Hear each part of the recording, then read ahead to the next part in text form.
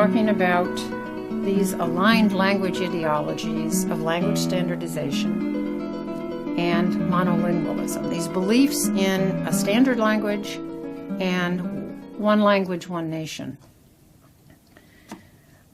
These ideologies, as I said, became paired in history. They became intertwined, and they are still dominant in our classrooms today. I imagine if you examine your own attitudes and beliefs, you will say, oh, well, that's true, but I always thought this was an ideal, the natural state of affairs. Once you find out there's a history to some of these ideas, you realize that it doesn't have to be this way. This pairing of the ideal of standard language and the ideal of monolingualism yielded, according to Nancy Dorian, another writer, what she calls an ideology of contempt toward minority languages and dialects. And I think this is extremely widespread in the United States and elsewhere today.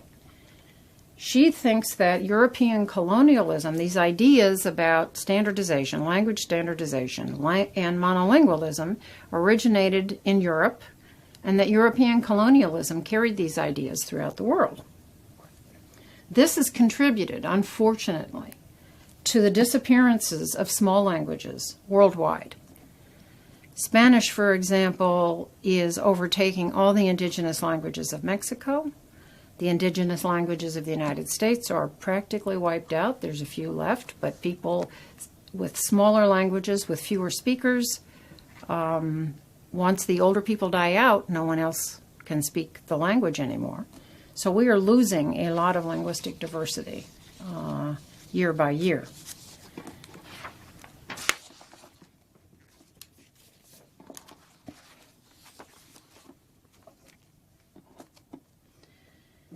So monolingualism in standard language is seen as desirable, and a belief in survival of the fittest, kind of a social Darwinism, has also contributed to this idea of monolingualism, that those languages who can survive should survive and the others will just die out.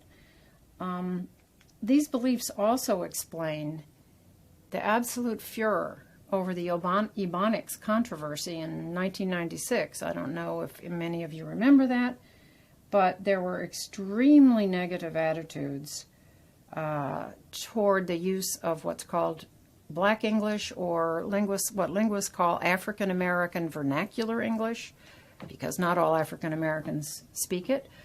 It's a vernacular dialect, and people are extremely emotional and very intense about this dialect of English.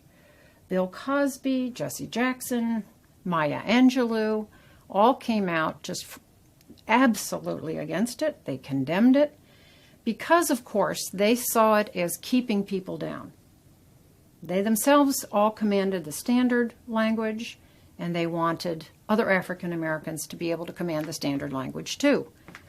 Well, I would not argue, and nor would many linguists, that you shouldn't teach the standard language. However, you can teach much more effectively if you respect the dialects that the students bring to school. If you don't have an ideology of contempt toward the way they speak, you can much more effectively teach the academic register of the language. That is, as someone has said, additive rather than subtractive education. We want to add on the academic register of the language, because in fact the academic register does have power. It does have socio-economic power. This also explains why people have such negative attitudes. These ideologies also explain why people have such negative attitudes toward code switching, for example. And yet code switching among bilinguals is a very natural phenomenon. I have known people who code switch constantly in their speech, and then if you ask them about it, they will say, oh no, you should keep the two languages separate. So we all have this idea, we should keep our languages separate, but let's face it, they're in the same brain. And sometimes the social situation calls for a little of each language, And I want to give you a really interesting example of that I got on Facebook. But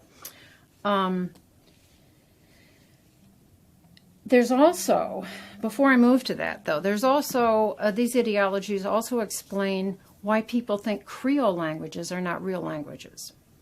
And in fact, they are real languages. They are languages that emerge from two or more languages in a language context situation. We have some still existing in the United States, for example, Gullah in the Carolina Islands.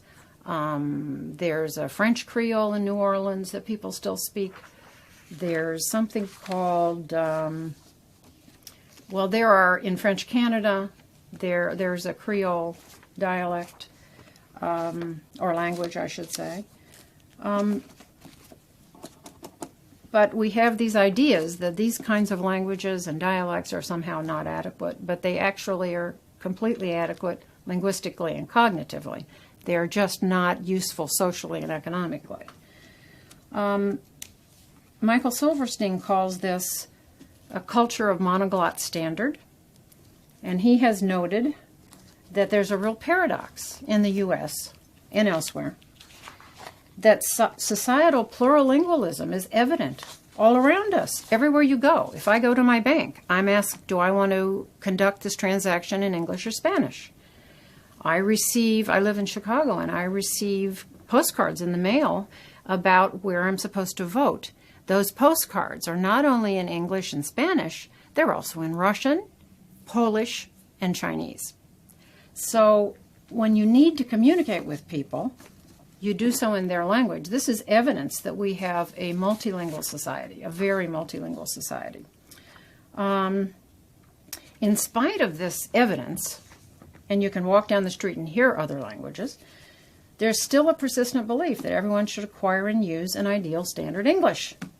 And what this belief does is it makes it natural to connect inadequate language with particular groups of people, or less than adequate, inferior languages and dialects with particular groups of people, and those people are then at the bottom of the hierarchy. And educated speakers are often described as people who don't control the standard, as imprecise or sloppy in language use, when in fact they're not being imprecise or sloppy. They're using particular features and particular pronunciations of their natural language or dialect. They're using a vernacular language or dialect.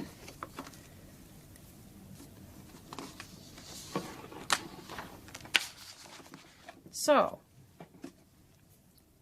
what is standard English then? Let's look at standard for a minute.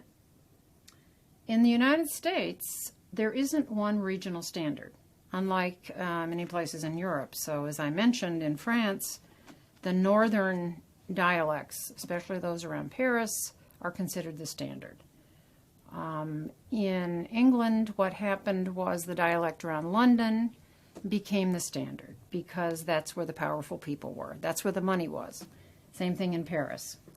In the United States, though, New York is not our regional standard. It's probably our most powerful city, but it is not our standard. So the U.S. is a little different. We don't have a regional oral standard.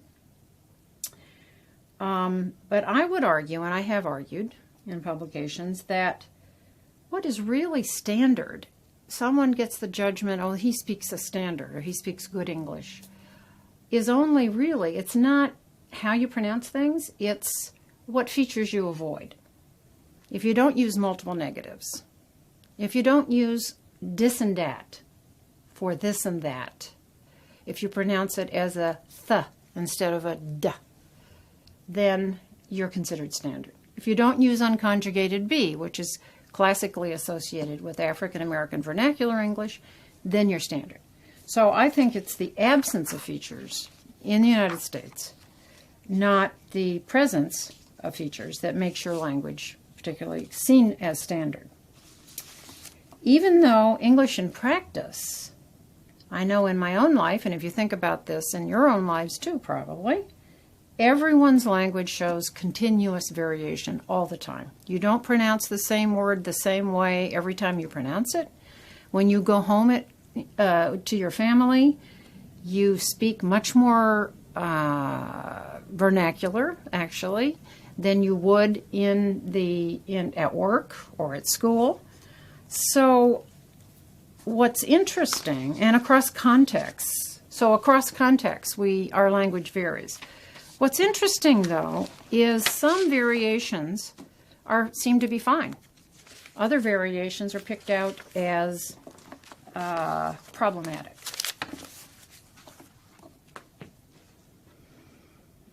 So, for example, let me give you some examples.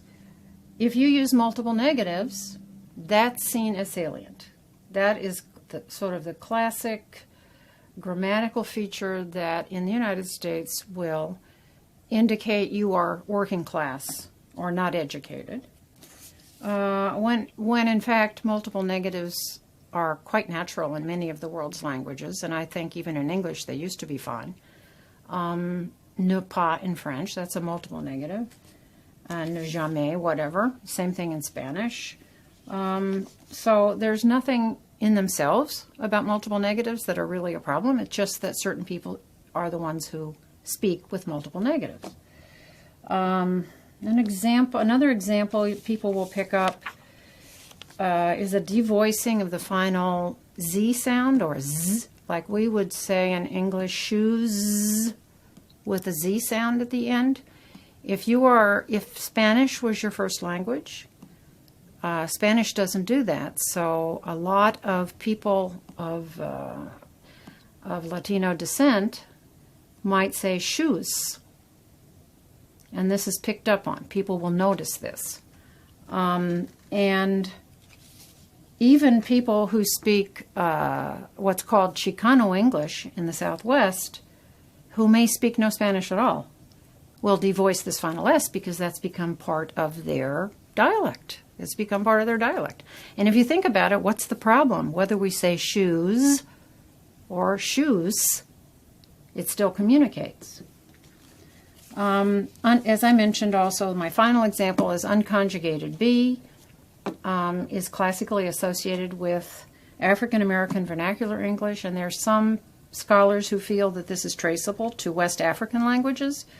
It's what's called aspect in grammar rather than tense. And without going into a lot of detail, it's very complicated cognitively, which makes it as an example in which African American vernacular English is more complicated, more complex in this respect than standard English. But for example, if you don't know what unconjugated B is, it's using B instead of am, is, or are. For example, one of our studies said, sometime my ears be itching. And it means habitual aspect. Things happen through time.